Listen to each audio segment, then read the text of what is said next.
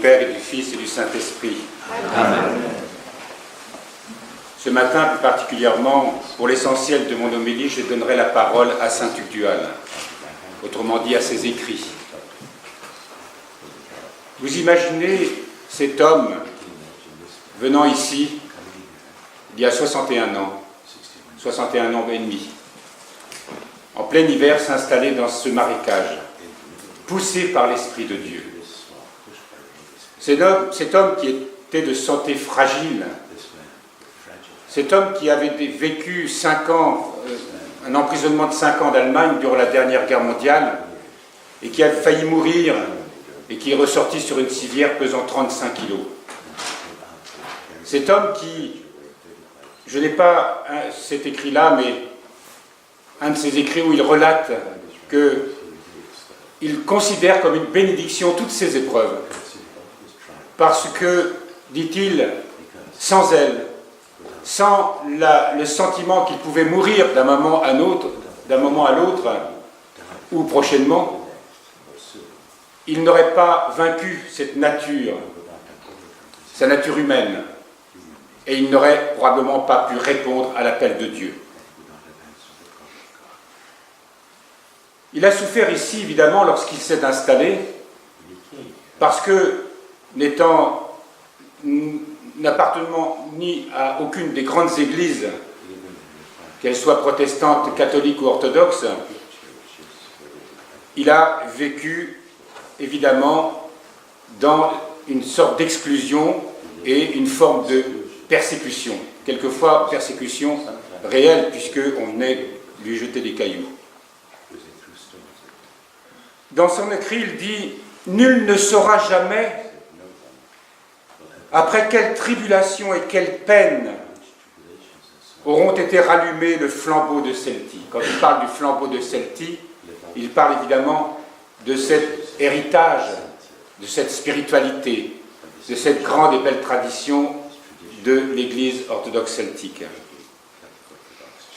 C'est dans un corps brisé, il parle de lui bien sûr, c'est dans un corps brisé par la captivité de Germanie, avec une âme moulue sous la pierre des afflictions de toutes sortes, et dans le douloureux enfantement de l'esprit, que fut entreprise la restauration de la maison de Celti.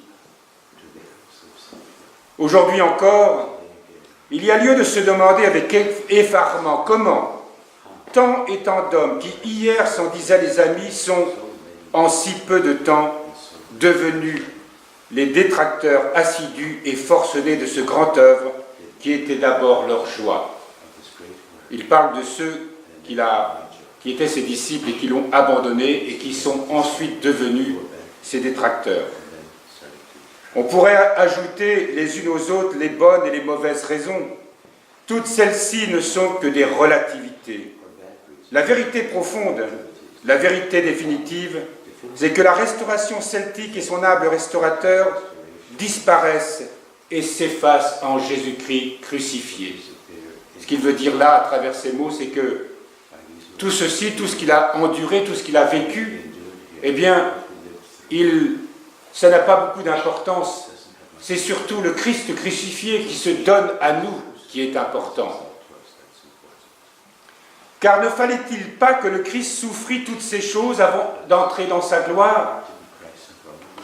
Que dire alors du disciple? Que dire encore de l'Église du marécage? Comme la toute sainte et douloureuse Mère de Dieu était toute la foi de l'Église, à elle seule, sous la croix. Il parle de ce moment où le Christ est crucifié et la Mère de Dieu se tient au pied de la croix. Ne fallait-il pas que l'âme du restaurateur, c'est-à-dire qu'il parle de lui, ne fallait-il pas que l'âme du restaurateur de Celti lui ressemblât au moins quelque peu? Je vous disais hier soir, je vous parlais de cette grâce qu'il a eue, et je vous disais qu'il avait, après une nuit de 10 années, une nuit intérieure. En fait, c'est de 7 ans. Je viens de retrouver le texte. Ce fut après une bien rude et bien pénible épreuve de 7 années terribles, et comme désespéré, il a des mots forts pour qualifier cette nuit intérieure.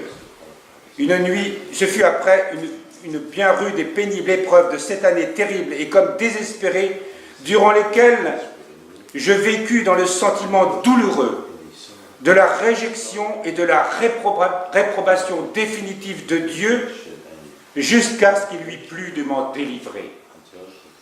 Tout à l'heure, nous avons parlé de ses épreuves physiques, de sa maladie, de ses souffrances. Mais là, il parle de ses souffrances spirituelles. Et je pense que si on a quelque idée à propos des souffrances physiques, les souffrances spirituelles nous échappent complètement, parce que quand on ne les a pas vécues, on ne peut pas comprendre quelles peuvent être véritablement leur nature. Je dois dire que je fus pendant quelque temps, 30 jours exactement, baigné dans une lumière que nul œil n'a vue et ne peut voir, et saturé d'une joie si grande, si extrême, qu'elle faisait mal à un point que je crus en mourir. Tant violente était son explosion en mon âme. Ce n'est que par une assistance spéciale de Dieu que je pus porter cette joie. Je l'atteste. Ce seul témoignage témoignerait de la sainteté de notre Saint-Père Tugdual.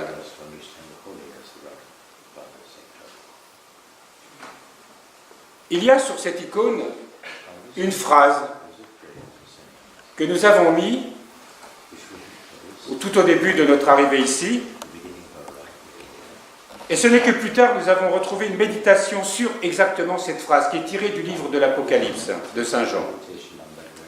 Elle dit « J'ai mis une porte ouverte devant toi que personne ne peut fermer. » J'ai mis devant toi une porte ouverte que personne ne peut fermer. Évidemment, nous avons choisi cette phrase puisqu'elle était dédiée à l'église de Philadelphie dans ce récit, puisqu'il s'adresse à cette église. Cette église est décrite comme petite, comme humble, mais parce qu'elle a gardé la parole de Dieu, eh bien, il lui est donné une grâce particulière. Et saint Tugdual dit « Lorsque je me remémore les difficultés, les obstacles infranchissables de ma vocation, je repense aussi au ricanement des délateurs tant catholiques qu'orthodoxes qui disaient de moi « Il a été chassé de partout, et ni les catholiques ni les orthodoxes n'ont voulu de lui. Et ils s'en font des gorges chaudes. » C'est la vérité, en quelque manière. Mais la vraie, la pleine, l'authentique vérité, c'est que Dieu, dans sa bonté indicible, m'a gardé jalousement pour lui seul et m'a même arraché avec un bras puissant des griffes méchantes et déchirantes de tous les délateurs. Je pense que ceci fait partie aussi de ces années de souffrance intérieure, où, sans amis, sans aide, sans disciples, sans quelquefois cette amitié fraternelle qui permet de se reposer sur quelqu'un dans les tribulations. C'est vraiment seul qu'il a suivi cet appel de Dieu contre vent et marée et contre tout ce qui se dressait contre lui et contre l'incompréhension générale, y compris de ses frères chrétiens. Et lorsque Dieu, dans son amour sans borne, exauça ma prière de 39 années, ma prière de 39 années, ma seule prière, sans cesse recommencée, en me plaçant de sa propre main et par son seul vouloir très saint, en ce merveilleux ermitage de Celti. Quand il est venu ici, poussé par l'Esprit Saint, conduit par l'amour de Dieu, il a su, au plus profond de son être, que Dieu avait répondu à sa prière et à l'appel qu'il avait mis en lui.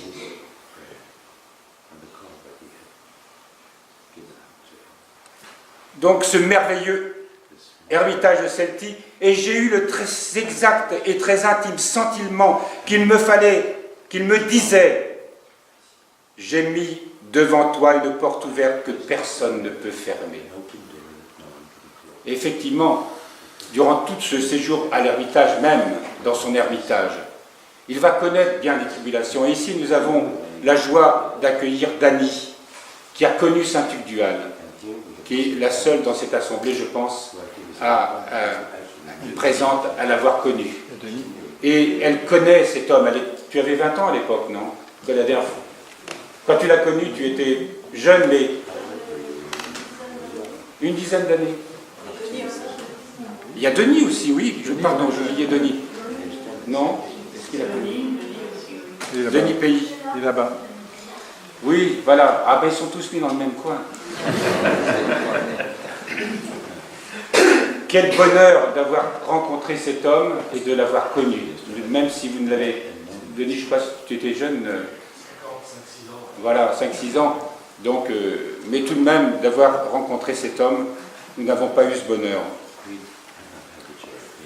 Donc, j'ai mis devant toi une porte ouverte que personne ne peut fermer. En effet, jusque-là, comme pour le Fils de Dieu, toutes les portes furent fermées et il n'y avait pas de place dans l'hôtellerie. Il fait allusion à la naissance du Christ. Mais que nul ne s'y trompe, cet ermitage matériel n'est rien d'autre que le signe de la porte véridique et indubitable, toujours ouverte pour quiconque désire vraiment entrer. Et cette porte, c'est le Christ, avec son côté glorieux, ouvert, comme une bouche offerte au baiser des épousailles mystérieuses et éternelles. Saint-Tugdual était aussi un poète mystique.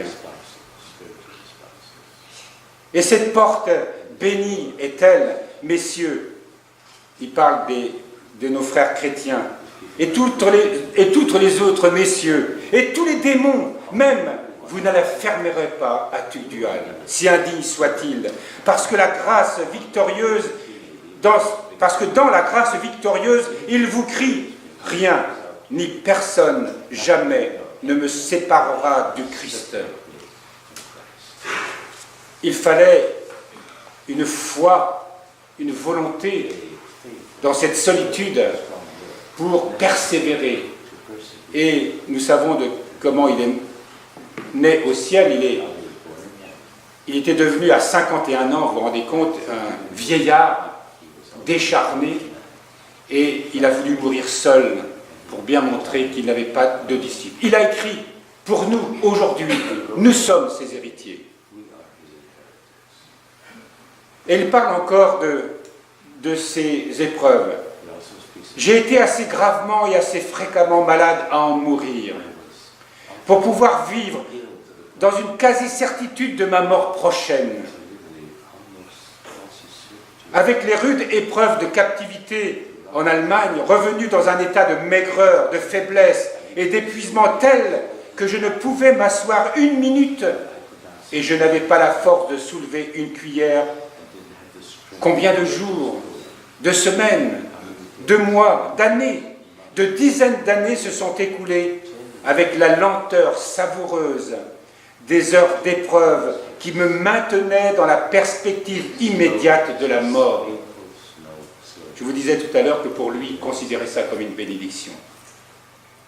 Et cela est la plus excellente chose qui soit pour une âme, car depuis 25 ans, de seconde en seconde, de minute en minute, Dieu m'a fait la grâce énorme de m'exercer à toujours plus de repentance, à toujours plus de foi, à toujours plus d'espérance, à toujours plus d'amour.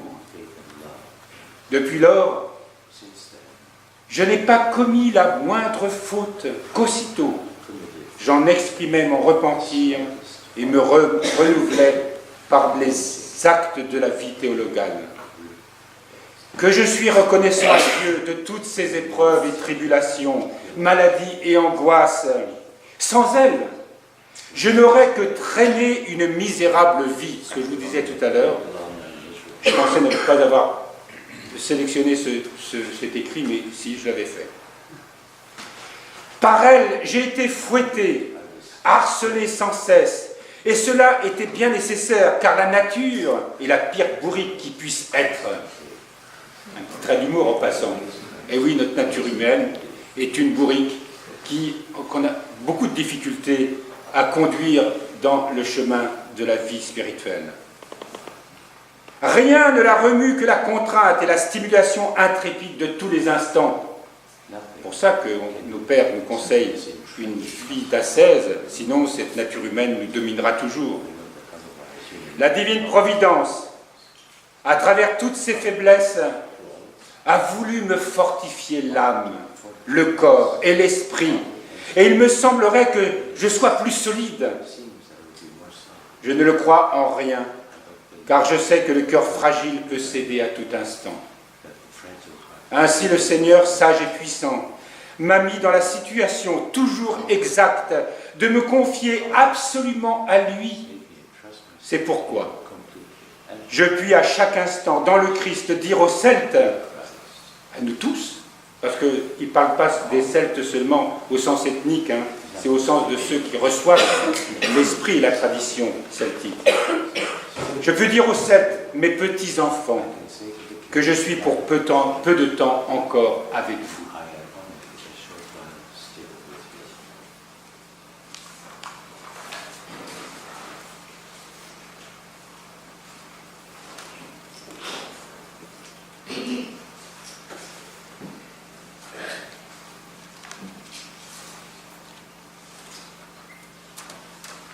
Je ne vais pas vous lire tous ces écrits, qui sont nombreux, mais saint Tugdual prêchait l'amour, bien sûr, comme nous en avons parlé hier soir, lors de notre méditation dans cette église. Il écrivait dans une de ses méditations, « Le commandement d'amour est à triple objectif. Il nous faut aimer Dieu par-dessus tout. Il nous faut l'aimer de tout notre cœur et de toutes nos affections, de tout notre esprit, car c'est en lui que s'opère notre union à Dieu et de toute notre pensée. Le chrétien celtique ne peut envisager d'avoir qu'une pensée, celle de Dieu, qui est l'absolu souverain. Toutes les autres pensées ne peuvent être que des bataillons rangés sous les ordres de ce général que doit toujours demeurer la pensée dans l'unique, cet unique nécessaire. En fait, tout ce que nous faisons, tout ce que nous pensons, tout ce que nous sommes, doit l'être dans cette tension vers ce désir d'être toujours unis à Dieu, à cet amour divin. Cet amour En second lieu, le chrétien doit aimer le prochain, tous les hommes et tout l'homme. Cet amour d'autrui est la pierre de touche définitive de l'amour chez les chrétiens celtiques, car ils sont toujours présents à la mémoire ces paroles terribles de Jean. S'ils n'aiment pas leur frère qu'ils voient, comment peuvent-ils prétendre aimer Dieu qu'ils ne voient pas?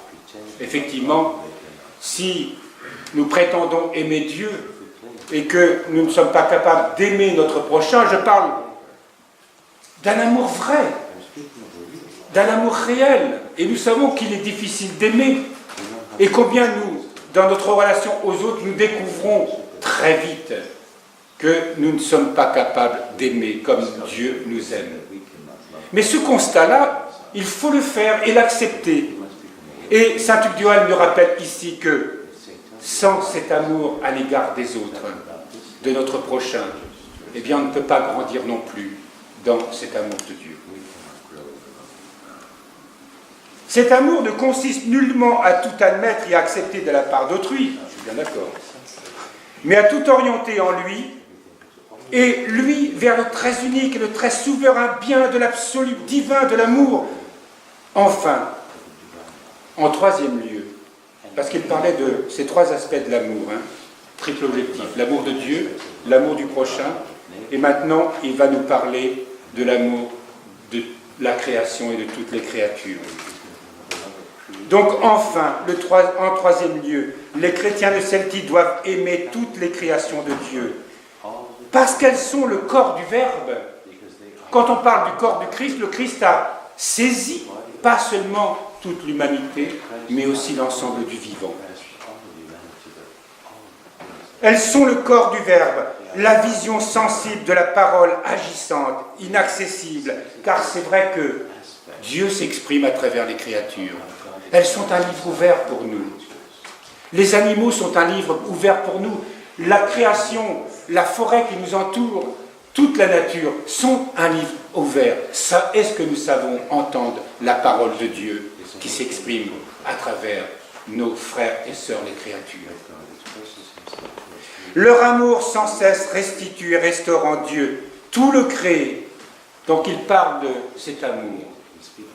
Là, nous le disions hier, je crois, dans une prière, si nous ne sommes pas capables d'aimer comme ceci, la nature tout entière ne connaîtra pas non plus la rédemption. Si nous n'avons pas cet amour réel en nous, nous l'avons dit encore hier, le monde ne peut pas être sauvé. Curieusement, Dieu nous a appelés, il nous a sauvés, mais le monde ne peut être sauvé qu'avec notre participation. Croire que Dieu a sauvé et que seront sauvés ceux qui auront répondu à son appel. Non, nous sommes appelés, nous, à cette mission, à y collaborer. Telle est la réalité de ce que saint Tugdual nous demande ce matin. Alors il a une prière aussi, l'âme monastique du Celte. Il dit qu'il parle dans les écrits, dans cet écrit que je vais vous citer, de la prière du cœur. Et il dit que nos pères, non seulement avaient cette prière du cœur, qui est traditionnellement Seigneur Jésus-Christ, Fils de Dieu, aie pitié de moi pécheur, il dit aussi avec toutes ces exclamations, ô bonté, bonifie-moi, ô sainteté, sanctifie-moi, ô amour, aime-moi, ô miséricordieux, pardonne-moi, ô plein d'amour, ô puissant, secours-moi, ô félicité, réjouis-moi, ô consolation, console-moi. Et quand saint Tugdual écrit ça, il est enflammé, son cœur est embrasé d'amour. Et ce matin, en me réveillant, j'ai eu le sentiment qu'aujourd'hui, saint Tugdual était dans la joie. Il est au milieu de nous aujourd'hui. Ce n'est pas seulement ces reliques qui symbolisent son incarnation, mais il est vraiment présent et il est dans la joie de voir ce peuple qui a répondu à son appel, qui a répondu à son message, qui a répondu aussi à son sacrifice. Je vais terminer, puisqu'on a parlé de ses épreuves, on a parlé de son message d'amour, puisque tout est lié à cette seule réalité de recevoir cet amour, d'y adhérer de toute la force de notre être, de promettre à Dieu, de nous y engager définitivement, afin que, parce que sans engagement définitif, on ne peut pas véritablement recevoir. On peut le goûter un instant, mais il nous échappera. Et il faut qu'il demeure en nous. Il faut qu'il vive en nous. Il faut que nous devenions nous-mêmes amour, vivant, et que répondant à cet amour qui nous touche, eh bien que réellement nous puissions nous aimer les uns les autres. Un amour qui nous est révélé, qui ne vient pas du tout d'une intelligence humaine, ni d'une expérience humaine. C'est une révélation, car cet amour-là est un amour divin. C'est le principe vital de tout ce qui est créé. C'est ce qui est lumière et vie. Et c'est ainsi que nous pouvons aussi, en aimant, en s'aimant les uns les autres, aimer vraiment la création. Quelquefois nous prétendons aimer les animaux, mais nous les aimons pour nous-mêmes. Nous ne nous rendons pas compte que cet amour, quelquefois, est un amour possessif qui les rend parfois malheureux. Non, il s'agit de les aimer pour eux-mêmes, pour qu'ils puissent s'épanouir, grandir, car eux aussi attendent la résurrection. Alors je vais terminer par cette prière c'était la joie sacrée. Il n'y a pas d'amour sans joie.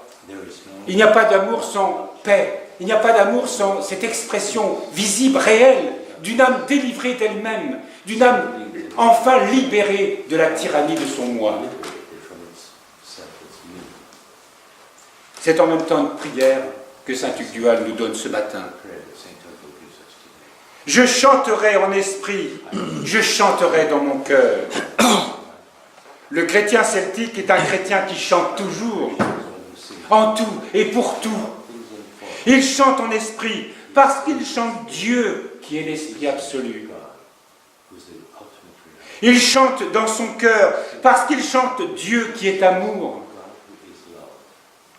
Il chante dans son intelligence parce que Dieu est sagesse. Il chante dans sa mémoire parce que Dieu est éternel. Il chante dans sa volonté parce que Dieu est le maître absolu. Il chante dans son œuvre parce que Dieu est acte pur. Il chante dans sa vie parce que Dieu est source de toute vie. Il chante dans sa mort parce que Dieu est immortel. Il chante dans sa faiblesse parce que Dieu est fort. Il chante dans l'impossible parce que Dieu est toute puissance. Il chante dans la création parce que Dieu est le créateur. Il chante dans son péché parce que Dieu est sauveur. Il chante dans son corps parce que Dieu est esprit. Il chante dans sa chair parce que Dieu est l'être suprême. Il chante en toutes circonstances parce que Dieu est omniprésent.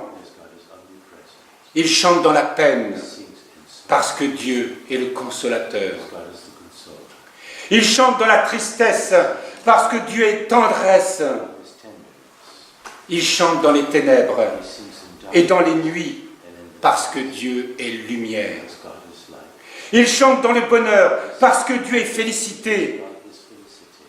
Il chante dans l'angoisse et la crainte parce que Dieu est la paix.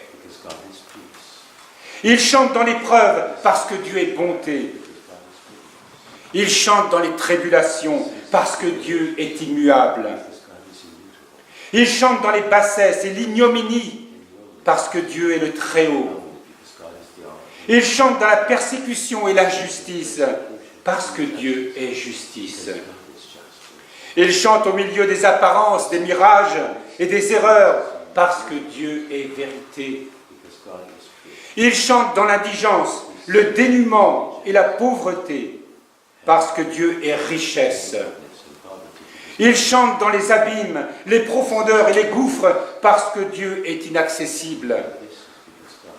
Il chante en tout, pour tous, toujours et partout, parce que Dieu est l'absolu.